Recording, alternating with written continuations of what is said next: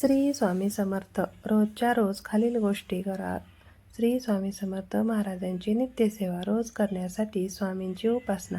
श्री स्वामी समर्थ जप 11 माळा म्हणजेच 11 माळ 108 मणी एकूण 1188 वेळा जप करणे 20 मिनिट लागतात. क्रमशः 3 अध्याय श्री स्वामी चरित्र सारामृतचे वाचणे 5 ते 10 मिनिट फार झाले.